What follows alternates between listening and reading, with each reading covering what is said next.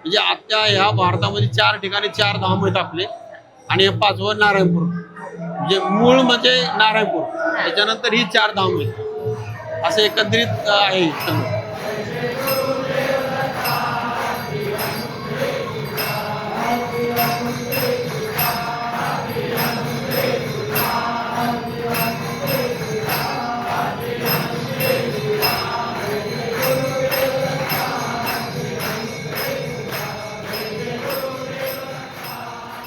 म्हणून त्यांचं ते ब्रीद वाक्य लक्षात ठेवून अण्णांनी ही सुरुवात केली की त्यांच्या कार्याला की माणसातील माणूस जागा करणे.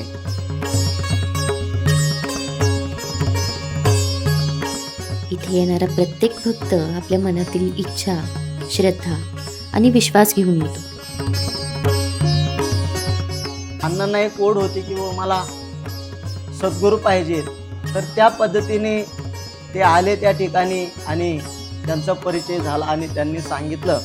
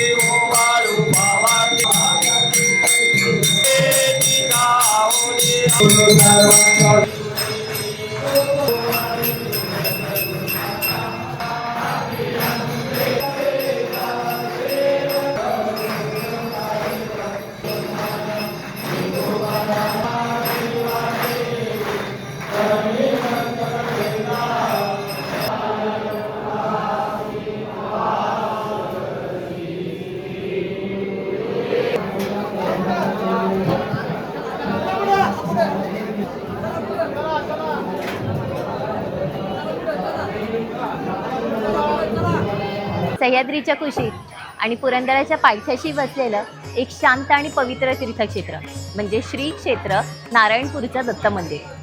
या दत्त मंदिराचं वैशिष्ट्य म्हणजे इथे एकमुखी दत्त आहे आणि रोज हजारो भाविक इथे दर्शनाला येतात.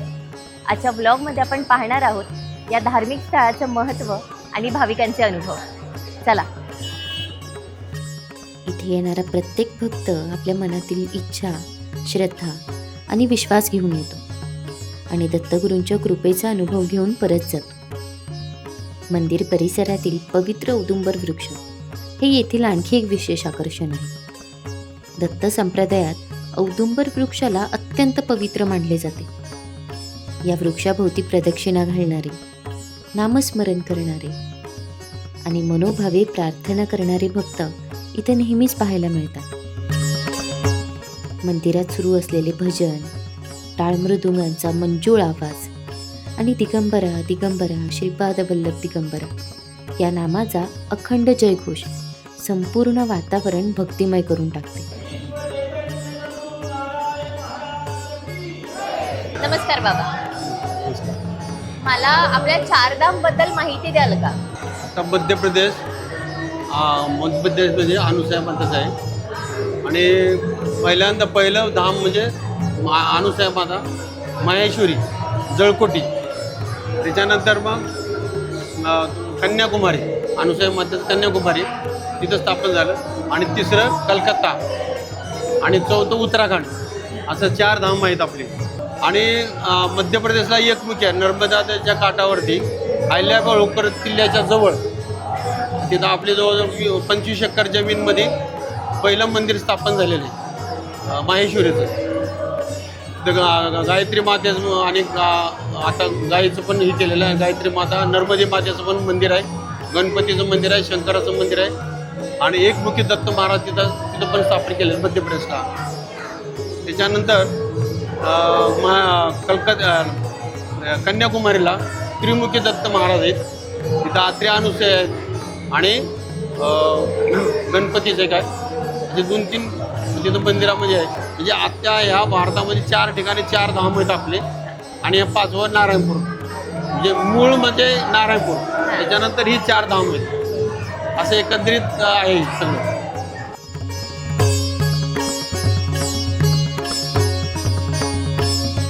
लहानांपासून ते वयोवृद्धांपर्यंत प्रत्येकाच्या चेहऱ्यावर इथे एक वेगळंच समाधान दिसून येतं. कुणीतरी नम्रपणे हात जोडून प्रार्थना करत असतं, तर कुणीतरी भजनात तल्लीन झालेलं असतं. प्रत्येक भक्त आणि दत्तगुरू यांच्यातील हे नातं श्रद्धेचं, विश्वासाचं आणि प्रेमाचं आहे. इथे बसून काही क्षण डोळे मिटले तरी मनाला एक विलक्षण शांती आणि समाधानाची अनुभूती होते. सामान्यतः भगवान दत्तात्रयांना त्रिमूर्ती स्वरूपात पाहिले जाते, परंतु नारायणपूर इथे ते एकमुखी स्वरूपात विराजमान आहेत. आणि हीच या मंदिराची सर्वात मोठी वैशिष्ट्यपूर्ण ओळख आहे.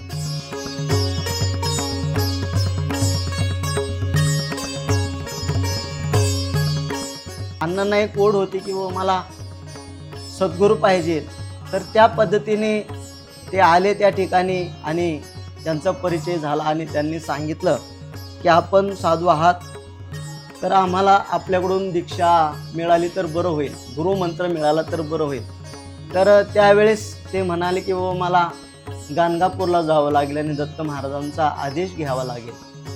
त्या पद्धतीने त्यांनी अण्णांना सांगितलं आणि ते 1-2 दिवस राहिल्यानंतर गाणगापूरला पुन्हा गेले. आणि गेल्यानंतर त्या ठिकाणी दत्त महाराजांना त्यांनी विनंती केली, बाबा असं असं नारायणपूर आहे आणि नारायणपूरमध्ये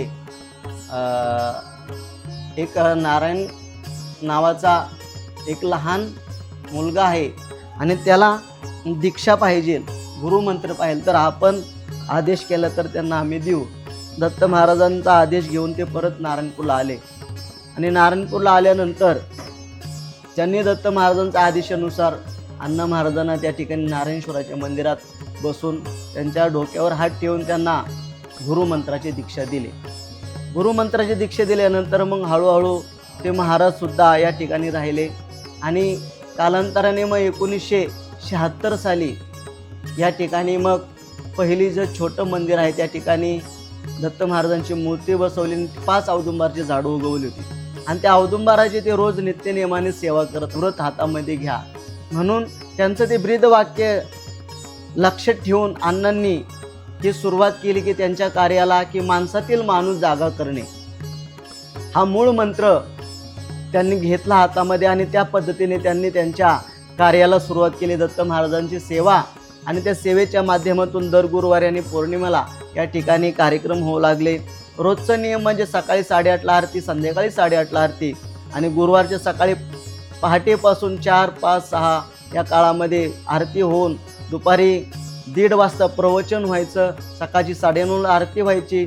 संध्याकाळचं 8:30ला आरती होऊन पालखी सोहळा असा नित्यक्रम या ठिकाणी चालतो. मग अनुसाय मातेला ते गेल्यानंतर थोडंसं दुःख झाले, कारण की सुरुवातीला सांगितलं की आम्ही तुमच्याजवळ राहू, परंतु हे सर्व कार्य करण्यासाठी त्यांना जावं लागलं. परंतु ते जात असताना त्यांनी सांगितलं की आम्ही जरी आमच्या कार्याला गेलो असलो तरी आम्ही अंशरूपाने या विष्णू देवतांच्या रूपामध्ये अंशरूपाने राहू. म्हणून त्या ठिकाणी दोघांनी आशीर्वाद दिला आणि जवळ राहिले ते विष्णू जवळ राहिले म्हणून त्या ठिकाणी विष्णू दत्त म्हणून ते त्या ठिकाणी सर्वत्र राहिले. कारण की दत्त महाराजांचा विष्णू हे रूप मानले गेलेलं आहे. दत्त महाराज म्हणजे विष्णूचा अवतार, परंतु ते विष्णूचा अवतार जरी असला तरी ते अंशरूपाने ब्रह्मदेवही आहेत आणि शिवशंकरही आहेत. म्हणून अशा पद्धतीने आपण आरतीमध्ये सुद्धा म्हणतो त्रिगुणात्मक त्रयमूर्ती दत्त हा जाणं म्हणजे आपल्याला जाणायचं, कारण की ते अंशरूपाने विष्णू दत्त रूपाच्या माध्यमातून त्यांच्यामध्ये अंशरूपाने त्या ठिकाणी अविरत आहेत. म्हणून एकमुखी दत्त हा नारायणपूरला या ठिकाणी बसवल्याचं कारण तेच की मांडव्य पुराणाचा आधार घेऊन अण्णांनी या ठिकाणी विष्णू दत्त महाराजांची स्थापना केली.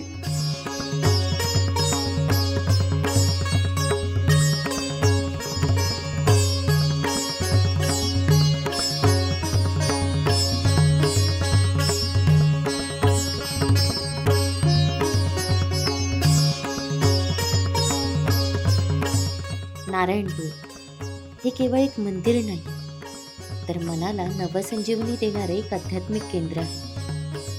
इथे आल्यावर आयुष्यातील गोंधळ काही क्षणांसाठी का असेल पण दूर झाल्यासारखं वाटतं आणि मनात फक्त एकच भावना उडते, ती म्हणजे दत्तगुरूंबद्दलची अपार श्रद्धा.